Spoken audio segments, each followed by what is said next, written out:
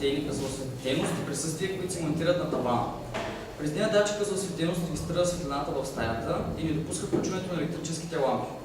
Дори някой ученик да иска да включи лампите, датчика не позволява това, защото е свързан към електрическия ключ.